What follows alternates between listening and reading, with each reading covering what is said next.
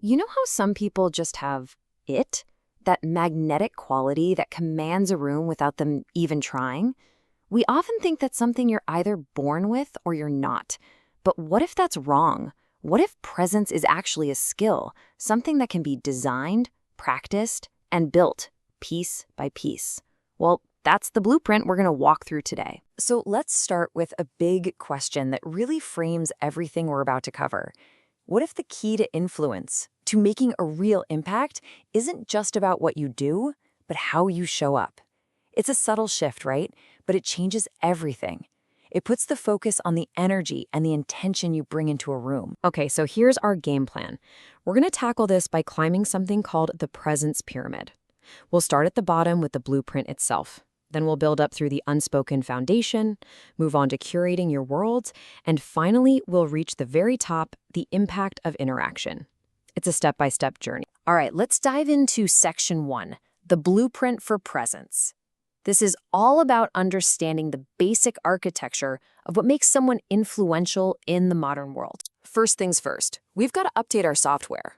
The old idea of a gentleman, let's call it version 1.0, was all about things you couldn't control. Your family, your social class, how much land you owned.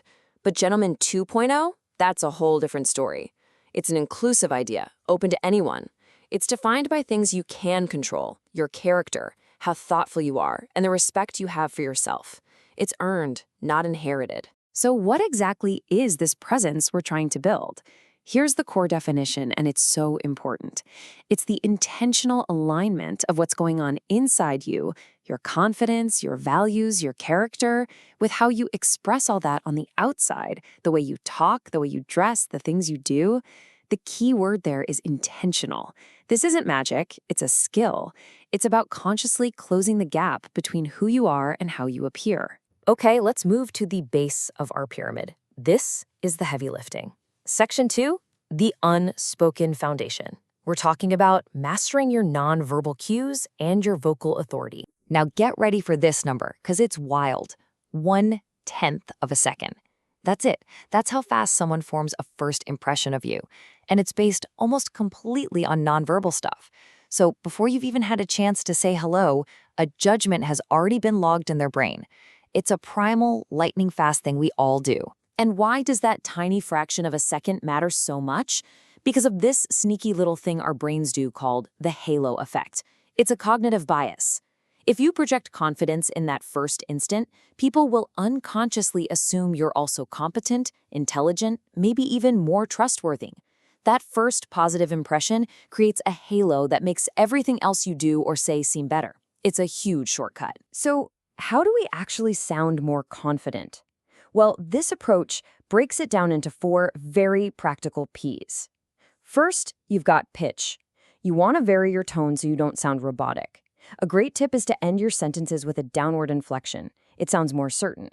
Then there's pace. Slow down. A deliberate pace signals that you're calm and in control. Third is the pause. Seriously, this is a superpower. Instead of saying or just be silent. It adds weight to your words. And finally, projection. Speaking from your diaphragm, not your throat, so you command attention without yelling. These are all things you can literally practice today. All right, moving up the pyramid. Section 3 is curating your world. This is all about being deliberate and intentional with 2 key things, your personal style and your digital persona. When we talk about style, there's a really simple hierarchy to remember. Think of it like a pyramid. The absolute foundation, the most important part, is fit. Your clothes have to follow the natural lines of your body. If the fit is off, nothing else you do matters. Seriously. Once you've nailed fit, then you can focus on the next layer up, fabric, choosing quality natural materials. And only then, at the very peak, do you worry about style, the colors, the patterns, the self-expression. Get the foundation right first. Now let's talk about your digital self. In today's world, this is a golden rule. A professional email respects the other person's time. Full stop. It's not just about being polite, it's a direct signal of your own professionalism and how much you value other people. So how do you do that? Here are the absolute essentials. Use a clear subject line so they know what it's about. Keep your message brief and get straight to the point. Clearly state what you need from them. And for the love of all that is holy, proofread it before you hit send. And, maybe think twice before hitting reply all and bothering 20 people. Each of these little things screams competence. And now we've made it to the top of the pyramid. Section 4, the impact of interaction.